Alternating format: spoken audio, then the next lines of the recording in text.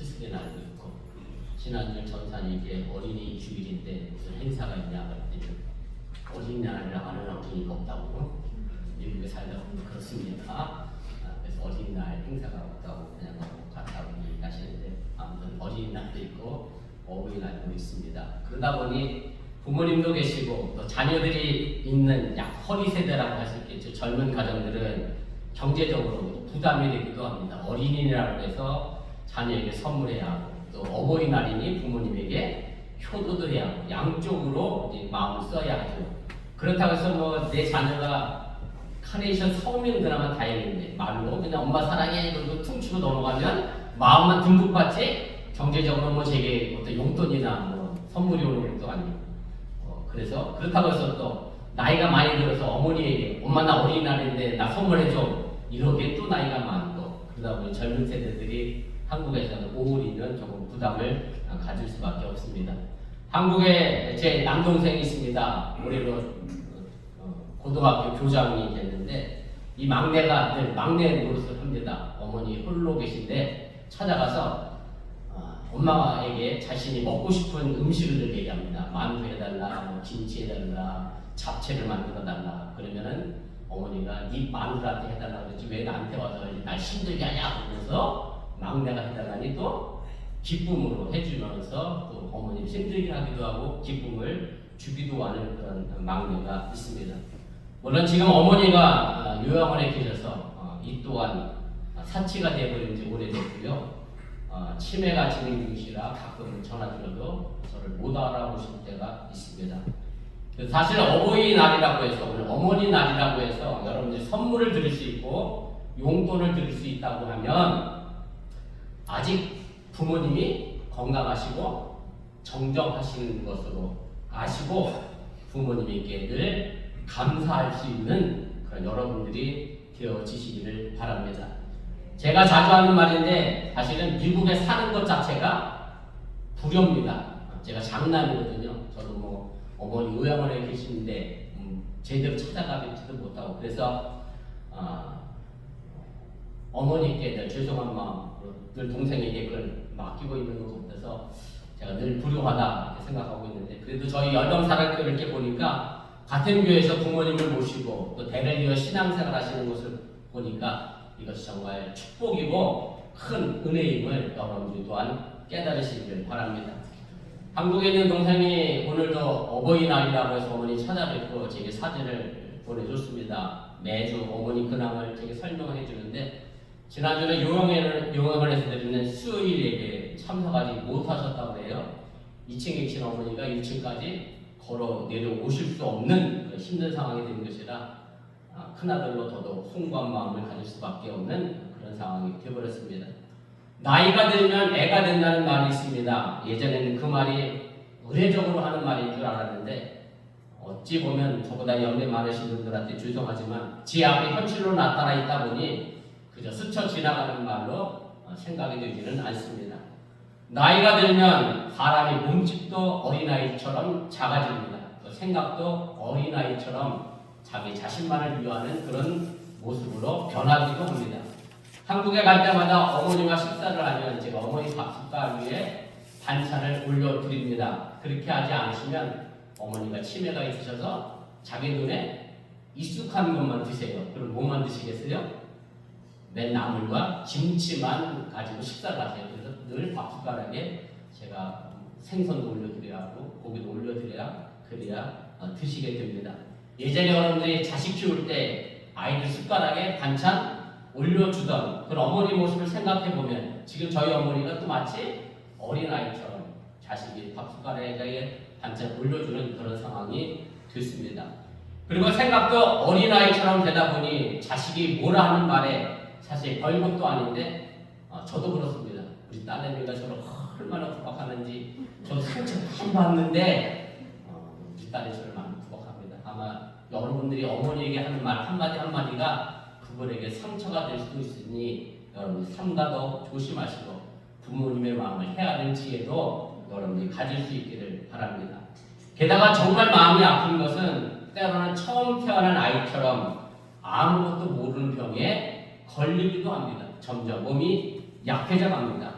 여러분 느끼시겠지만 소화 능력도 떨어지고 맛있는 것도 많이 먹고 싶어도 많이 먹지도 못하고 또 맛있다고 해서 그 맛이 다 그 맛인 것처럼 느껴질 때가 있다는 바로 그런 얘기입니다.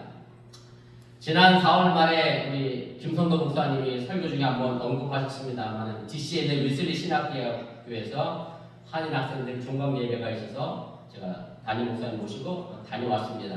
식사를 마치고 차를 마시며 이런저런 이야기를 나눴는데 그 이야기 대부분은 뭐였느냐면 은퇴에 관한 것이었고 은퇴 이후의 삶에 대한 걱정들을 많이 하셨습니다.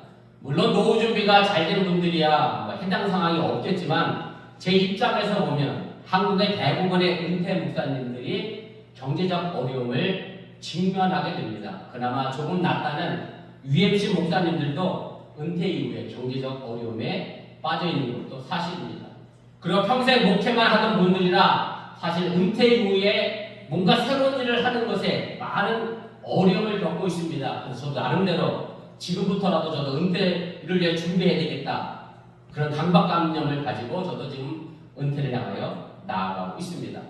여러분들의 부모님은 어떤 상황이 계신지는 제가 잘 모르겠습니다만은 아직 여러분들의 부모님도 아직 경험해보지 못한 길을 걸어가고 있는 중입니다. 그러니 여러분들이 조금 더 살뜰히 찬찬히 돌보시고 효도하시길 부탁드리고 더 나아가 지금 자녀들에게 좋은 부모님의 모습을 보여줄 수 있기를 주님의 이름으로 또한 축원을 드립니다. 지금 세계적으로 대한민국의 위상이 많이 높아졌습니다. 경제적으로는 세계 10위권 안에 들어있고 미국과 이란이 전쟁하면서 한국의 방산무기가 세계적 이슈가 됐습니다만은 한국이 핵무기 없어도 군사력으로는 세계 5위에 올라가 있는 그런 작은 나라지만 큰 나라입니다. 그런데 그 정말 작은 나라가 거기다가 반으로 나눠졌으니 정말로 그 작은 나라가 이렇게 큰 일을 하는 것은 정말 대단하고 위대하다. 저도 그렇게 생각합니다. 그런데 이런 급성장한 경제가 한편으로는 아주 어두운 그림자도 만들어내고 있습니다. 대한민국이 경제적으로 군사력으로 10위권 안에 있는데 이것 말고 대한민국이 10위권 안에 들어있는 것이 또 있습니다. 궁금하시죠? 그것이 한국의 바로 자살률입니다. 10위권 안이 아니라 OECD 국가로 보면 한국의 자살률은 세계 1등입니다. 깜짝 놀랐죠? 그렇게 잘 사는 나라가 자살률은 세계 1등입니다. 그런데 더 놀라운 것은 노인 자살률은 다른 나라에 비해 더 월등히 높습니다. 75세 이상 자살 인구가 10만 명당 161명인데 이것을 1등 했거든요. 근데 OECD 국가 2등인 뉴질랜드는 몇 명이냐면 41명입니다. 1등과 2등의 격차가 너무나 크게 나는 1등을 대한민국이 하지 말아야 할 1등을 지금 하고 있다라고 하는 얘기입니다. 우리나라 노인 자살률이 높아지는 것은 은퇴 연령 이후 55세 이후입니다. 다시 말하면 할 일이 없어질 때부터라고 말할 수 있을 겁니다. 할 일이 없다는 것은 또 어떻게 생각해보면 꿈이 없다는 것과도 같기도 합니다. 물론 이것은 노인만의 문제는 아닙니다. 전체적으로 실업률과 관계가 있기도 합니다. 전반적으로 세계적인 산업 추세가 사람을 필요로 하는 추세로 가고 있는 게 아니라 점점 사람을 없애는 추세로 가고 있기 때문에 그렇습니다. 돈이 중심이 되는 사회로 변모하고 있다는 그런 얘기입니다. 지금 공항 가보시면 쉽게 알 수 있습니다. 사람이 대면해서 표를 빼주거나 체크인하지 않습니다. 거의 다 키오스크가 합니다. 제가 여기 오기 전에 전임 교회 목회할 때 피자를 하나 앱으로 주문하는데요. 제가 30분 넘게 걸려 우리 애들한테 얼마나 부각을 받았는지 피자 주문하는 못하냐고 앱으로 안 되던데요. 그게 제가 이러니 저보다 연배 많으신 분들은 전자기기 쓰는 키오스크 사용하는데 얼마나 힘들고 어렵겠느냐 이걸 생각해 볼 수가 있습니다. 제가 목회했던 알라바마 조지아는 현대와 기아 자동차 공장이 있습니다. 지난 라스베가스 세스에서 현대자동차가 로봇을 하나 선보였어요. 아틀라스라는 로봇입니다. 그 로봇이요. 그것 때문에 현대자동차 주가가 굉장히 쫙 올라갔습니다. 정말 잘 만들었어요. 걷고 뛰고 뭐 손으로 못하는 게 없어요. 그래서 그 로봇 갖고 뭐 하겠다고 그러냐면 지금 조지아 쪽 사바나에 전기자동차 공장을 만드는데 거기를 사람 없이 누가 가냐? 아틀라스를 투입해서 자동차를 만들겠다. 노조 없는 공장을 만들겠다. 그래서 한국에서는 아틀라스가 투입되면 우리는 절대 일 안 하겠다. 이런 시대가 돼버렸어요. 사람이 점점 밀려나게 됩니다. 돈의 가치가 우선이 되다 보니 사람이 가치는 점점 없어지는 세상. 그래서 점점 더 힘들어가는 그런 세상이 됐다라고 하는 얘기입니다. 사회복지국가인 노르웨이나 핀란드나 스웨덴이 과거에는 자살률이 꽤 한국처럼 높았습니다. 그런데 최근에 이들 나라의 자살률이 급격히 줄어들고 있습니다. 왜 그러냐면 실업률과 관련이 있습니다. 어떻게 됐냐면 청년들이 나이 많으신 분들과 일을 나누어서 하기 시작했습니다. 주 4일만 근무하고 나머지 시간들은 나이 많으신 은퇴한 분들에게 일자리를 양보함으로 해서 그 선진국가는 자살률을 점점 낮추고 있다라고 하는 얘기입니다. 사람을 필요로 하지 않는 고도의 첨단 기술 발전에 대해서 우리 인류가 조금은 더 깊이 생각해 봐야 하고 조금 더 자제해야 하는 그런 상황을 우리가 고려하고 생각해 봐야 한다는 사실을 여러분들이 잊지 마시기 바랍니다. 그래서 노인들도 함께 일할 수 있고 그들을 필요로 하는 산업 시스템을 만들지 못하면 여전히 우리나라의 노인 자살률은 점점점 높아져 갈 것이라고 하는 것이 전문가들의 이야기라는 말씀입니다. 문제는 돈과 경제성을 따지기 전에 사람이 우선이어야 하는데 사람 우선 가치보다는 돈이나 경제성을 따지다 보니 점점 나이 드신 분들의 설 자리가 없어지고 있다라고 하는 얘기입니다. 그래서 오늘 어머니날 한국에 계신 부모님들에게 가장 쉬운 방법이 뭔지 아세요? 저는 그것도 못하지만 저희 창의자분님은 아직 제가 용돈을 보내드립니다. 그게 제일 쉬워요. 제일 어려운 게 뭔지 아세요? 우리 딸 이쁘잖아. 8시간 운전해서 오는 게 제일 어려운 일입니다. 여러분들 제일 쉬운 용돈 보내지 마시고 가까이 계시면 찾아뵙고 인사 나누시고 얼굴 대면하시고 함께 식사하시고 함께 이야기하시고 부모님 마음을 행복하게 만드시고 좋은 추억 많이 만들어주시고 좋은 추억 회상할 수 있도록 여러분들이 그렇게 도와주시면 여러분들 부모님이 삶이 좀 더 풍요해질 수 있다고 하는 사실을 여러분들이 잊지 마시길 바랍니다. 오늘 우리가 함께 읽은 스가랴서는 이스라엘 백성들이 바벨론 포로로부터 벗어난 주전 520년경을 배경으로 하고 있습니다. 성경에서 말하고 있는 이 바벨론 제국의 수도 바벨론은 지금 현재 이라크의 힐라라고 하는 도시 근처에 있습니다. 바벨론에서 들어온 예루살렘은 완전히 망가진 도시였습니다. 말 그대로 전쟁으로 인해서 폐허가 되어버린 그런 도시였습니다. 그런데 이런 황폐한 예루살렘의 모습을 보고 스가랴 예언자가 하나님이 바라시는 세상을 꿈꾸고 있습니다. 그것이 바로 오늘 우리가 읽은 본문의 말씀입니다. 제가 조금 더 쉬운 공동 번역으로 3절부터 5절까지 다시 읽어드립니다. 앞에 화면에 있으니까 보세요. 나 만군의 야훼가 말한다. 내가 시온으로 돌아가 예루살렘 안에서 살리라. 그리하면 예루살렘은 미쁜 도비라 불리고 만군의 야훼의 산 거룩한 산이라고 불리리라. 나 만군의 야훼가 말한다. 수도 예루살렘 장터마다 할아버지 할머니들이 지팡이를 짚고 모여와 앉아 쉬는 모습이 다시 보이고 이 도 장터마다 살인 아이 계집들이 우글거리며 뛰놀게 되리라. 스가랴 예언자는 예루살렘을 이제는 거룩한 산 만군의 야훼의 산이라 그렇게 부를 것이라고 이야기합니다. 그렇게 불러야 하는 이유가 있습니다. 그래서 바로 하나님이 예루살렘에 돌아와 함께 사시기 때문입니다. 이것이 하나님이 직접 이스라엘을 다스리고 통치하시겠다는 그런 말씀입니다. 성경에서 L자가 들어가는 것은 전부 하나님을 의미합니다. 그래서 이스라엘은 하나님이 다스린다라고 하는 뜻입니다. 다시 말씀드려 하나님이 다스리는 그곳이 거룩한 장소가 된다고 하는 사실을 여러분들이 믿으시기를 바랍니다.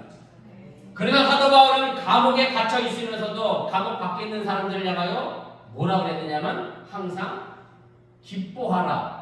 감옥 안에 있는 사람이 감옥 밖에 있는 사람에게 할 이야기는 절대 아닌데 감옥 안에 갇혀 있으면서 했습니다. 제가 군복무를 제2호일상 경비교도소에 했거든요. 이렇게 얘기하기가 어렵죠? 별거 아니고요. 교도소 경비를 했습니다. 저도 감옥에서 3년 살아봤는데 감옥에 대해서 3년 살아보니 감옥 안에서 기뻐할 일이 사실 없습니다. 그런데 사도 바울이 감옥 안에 있으면서 감옥 밖의 사람들에게 기뻐하라고 그래요. 왜 그렇게 할 수 있었느냐? 사도 바울은 비록 그의 몸이 감옥에 있었지만 그것도 누가 다스려요? 하나님이 다스리는 곳이었기 때문에, 거룩한 곳이었기 때문에 감옥 밖에 있는 사람들을 향하여 기뻐하라고 이야기했다라고 하는 얘기입니다. 여러분들이 속한 여러분들의 가정, 거룩한 하나님이 다스리는 가정이 되시기를 바라고, 여러분들 직장도 하나님이 다스리는 거룩한 직장이 되시기를 주님의 이름으로 축원을 드립니다. 그리고 이 하나님이 다스리는 거룩한 나라에 대해 이렇게 설명합니다. 예루살렘 장터마다 할아버지 할머니들이 지팡이를 짚고 모여와 앉아 쉬는 모습이 다시 보이고, 이 도읍 장터마다 사내 아이, 계집 아이들이 우웅거리며 뛰놀게 될 것이라고 이야기합니다. 이 말씀을 듣고 혹시 이런 오해는 하지 마시길 바랍니다. 할아버지 할머니가 지팡이 짚고 장터에 앉아 있으니까 노숙자로 앉아 계신 거로 오해하시면 안 된다라고 하는 얘기고요. 할아버지 할머니도 사회의 일원으로 이웃과 더불어 건강한 인간관계를 가지고 있는 모습을 스가랴 선지자는 예언하고 있음을 여러분들이 깨달으시길 바랍니다. 제가 늘 말하는 것이 있습니다. 사람이 걸어 다니는 한 돌아가시지는 않는다. 노인분들이 걷지 못하고 누워 계시기 시작하면 돌아가시더라고요. 그래서 저희 어머니가 지금 걷지 못해서 제 마음이 더 아픈데, 아무튼 걸어 다니지 못하면 돌아가세요. 그러면서 또 하나 이런 게 있습니다. 제가 최근에 본 글인데, 수의사, 동물의사들이 하는 말이 있는데 영어 문장인데 이렇게 돼 있어요. 물론 정식 영어 문장은 아니에요. 이렇게 뭐라고 되니까 첫 글자 이니셜을 따서 EDND라고 그러더라고요. EDND. 영어 보시니까 이해가 되죠? 개는 먹는 한 절대 죽지 않아요. 개는 먹는 한 절대 죽지 않아요. 저도 개를 많이 키워봤는데 그렇습니다. 그래서 제가 이걸 이렇게 대비해 보면 부모님들이 걸으시고 식사를 잘하시면 건강하시고 오래 사실 수 있는데, 그렇지 못하면 점점 그 연수가 줄어들어가고, 그래서 제 동생이 누나네 집에 어머니를 모시고 갔는데 어버서 누나네 집 갔다 그러고 또 식사량이 많이 줄었다고 해서 제가 그 말을 들을 때마다 가슴이 철렁철렁 지금 내려앉습니다. 오늘 본문의 스가랴 선지자는 노인들이 병들어 누워있지 않고 다른 사람들의 부축이나 도움을 받지 않고 그저 자기 손에 있는 지팡이만 의지하며 걷는 것을 묘사하고 있는 겁니다. 나이가 많아 늙어도 심각한 질병이나 육체의 아픔이 없음을 함축적으로 우리에게 알려주고 있는 표현이 스가랴 선지자의 예언의 말씀입니다. 그리고 그 동일한 장소에 누가 있느냐면 사내 아이와 계집 아이가 우글거리며 뛰놀게 됩니다. 그래서 종합해서 보면 노인들과 어린아이들이 함께하는 거리의 모습입니다. 노년 세대와 젊은 세대 그리고 어린 세대가 조화롭게 잘 이루어가는 사회의 모습이 바로 하나님이 꿈꾸시는 미래의 삶의 모습이며, 그것이 하나님의 거룩한 나라임을 스가랴 선지자는 예언하고 있음을 여러분들이 믿으시기를 바랍니다. 스가랴 선지자는요, 예루살렘 성의 화려한 건물을 말하고 있지 않습니다. 거대한 경제 발전이나 산업 발전을 말하고 있는 것이 아닙니다. 스가랴 선지자의 관심은 사람입니다. 노인들이 편히 쉴 수 있고 어린이들이 뛰놀 수 있는 세상을 거룩한 산이라고, 만군의 여호와가 있는 산이라고 말하고 있다는 얘기입니다. 바로 이런 사회가 하나님의 나라입니다. 하나님의 나라란 다른 나라가 아니라 노인들이 마음 편히 쉴 수 있고 어린아이들이 함께 어울려 뛰놀 수 있는 나라임을 여러분들이 믿으시기를 바랍니다. 여러분들이 아시는 대로 작년에 천주교회 새로운 교황이 선출됐습니다. 선출된 분이 미국 분이잖아요. 미국 최초의 교황이고 레오 14세라는 명칭을 사용하시는데, 그분이 천미사를 추기경 대상으로 인도했는데 그 강론 가운데 이런 내용이 있습니다. 교회가 세상의 등불이 되는 것은 교회의 웅장한 건축물이나 위험, 그 안에 있는 기념비처럼 보이는 것이 아니라 교회 구성원들의 거룩함을 통해 평가받아야 한다. 우리 교회가 거룩하려고 하면 누가 거룩하면 되겠습니까?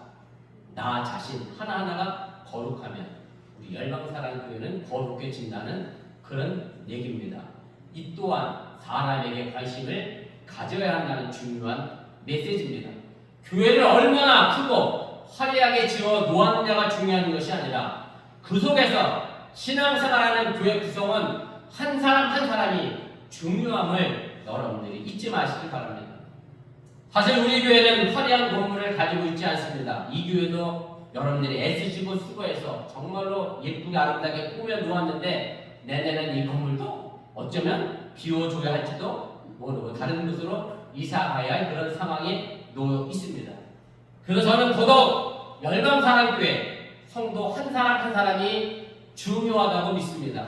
교회는 건물이 아니라 하나님의 부르심에 응답한 우리 한 사람 한 사람이 교회이기에 여러분들이 더 귀한 하나님의 백성이면서 존재 그 자체가 하나님의 아름다움과 영광이 된다고 하는 사실을 여러분들이 믿으시기를 바랍니다. 경제가 발전하고 산업이 고도화되면서 점차로 사람이 밀릴 세상이 되었는데 하나님의 나라는 바로 사람에게 있음을 기억하시기를 바랍니다. 여러분들이 아시는 대로 한국의 사교육 현실을 심각합니다. 여기 왔더니 어떤 뭐 열심히 학원 다니시는 분들 계시기는 한 것 같아요. 그죠? 자녀들 학원 안 보내시나요? 개인 투표 안 하시나요? 참 잘하셨습니다. 한국엔 사교육이 너무 심각합니다. 제가 전에 목회하던 지역은 현대자동차 인근에서 근무하시는 분들이라 다 어디서 직습하신 분들이냐면 한국에서 바로 오신 분들이야. 그래서 거기는 이민사회가 아니야. 한국하고 똑같아. 애들이 학교 끝나면 전부 학원 다녀. 정신없이 돌아다녀. 부모님들 그 나이 따라서도 정신없고. 그래서 한국도 요즘 그렇게 놀이터를 너무 잘 만들나 보네. 아파트 잘 짓고. 아이들이 있을까요? 없을까요? 네, 제가 살던 동네도 한국 애들은 하나도 안 뛰어놀아. 누구만 뛰어놀아? 외국 애들만 뛰어놀아. 복지관도요. 밖에 나와 있는 놀이터에는 노인들이 안 보이시고 어디에 다 가시냐? 복지관을 가시는데 저희 장인어른도 동두천 복지관에 가시는데 복지관 인원수가 몇이라는 줄 아세요? 500명이에요. 그 얘기는 노인들이 갈 곳이 없다는 얘기예요. 아이들을 위한 놀이터는 잘 만들어놨는데 노인들을 위한 복지시설이 아직 한국은 미흡한 것이 사실입니다. 그래서 나이 드신 분들도 쉴 수 있는, 그래서 꿈을 꾸는, 아니 꾸어야 하는 사회로 우리가 나아가야 한다는 사실을 여러분들이 잊지 마시기 바랍니다. 제가 드리는 말씀은 나이 드신 분들이 직업을 가지고 일을 해야 한다, 그런 의미는 아니고요. 젊은 사람들과 함께 더불어서 호흡하며 이 사회를 보다 밝고 밝은 사회로 만들어갈 수 있도록 서로 꿈꾸는 사회가 하나님 꿈꾸는 나라이고 사회임을 여러분들이 믿으시기를 바랍니다. 기도를 수가하는 선지자가 예언했던 것처럼 지팡이를 짚은 할아버지 할머니들이 젊은이들과 이 사회의 미래를 나누어 가꾸는 그런 사회를 만들어 가야 하고, 바로 이것이 하나님의 꿈꾸는 예루살렘 성이고 하나님의 나라임을 믿으시기를 바랍니다. 그리고 제가 오늘 신약성경 한 구절을 더 읽었습니다. 초대교회 오순절에 성령 받은 사람들의 이야기의 모습을 이야기한 내용인데, 이것은 구약성경 요엘서 2장 28절을 인용한 그런 구절입니다. 제가 구약성경 요엘 2장 28절을 읽어드립니다.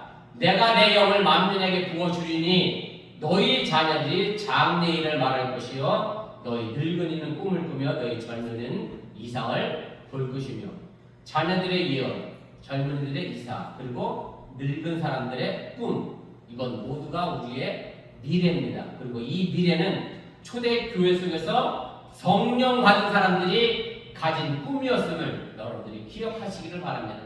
성령은 미래입니다. 성령은 꿈꾸는 겁니다. 미래에 대한 준비와 생각을 가지고 있다면 그 사람이 바로 성령 받은 사람입니다. 그래서 노인들을 존중하고 노인을 세상을 함께 만들어가는 그런 파트너로 생각하는 사람, 바로 그 사람들이 성령 받은 사람들임을 여러분들이 믿으시기를 바랍니다. 지금 예배드리는 우리 교회 모습을 한번 돌아보시기 바랍니다. 젊은 분들도 계시고 이미 은퇴하여 나이 드신 분들도 계시고, 그리고 젊은 분들도 곧 머지않아 나이 들어가게 되어 있습니다. 그리고 우리가 경험해보지 못한 나이에 대하여 내가 받아들여야 하고 적응해 가야 하고 또 그런 모습을 통해서 우리 부모님을 바라봅니다. 제가 오늘 김성도 목사님 오셨길래 많이 낯서시겠어요. 그랬더니 목사님 뭐 나이가 들어가니 점차 나도 적응해 가야지 라는 말씀하시는데 네, 점점 여러분들도 나이 들어갈 겁니다. 난 아직 멀었다 생각하지 마시고 나이 들어가시는 부모님들 모습 보면서 난 어떻게 나이 들어갈 것인가 생각해 보시기 바랍니다. 그래서 우리 열방사랑교회는 특정 나이에 초점이 맞춰져서 그분들에 의하여 이끌어가는 교회가 아니라 모두가 함께 참여, 모두가 함께 미래의 꿈을 꾸며 모두가 함께 성령을 충만히 받아 우리 열방사랑교회가 이제 앞으로 나아갈 미래에 대한 함께 꿈꾸는 저와 여러분들 되시기를 주님의 이름으로 간절히 축원을 드립니다. 네. 잠깐 1분여 정도 결단의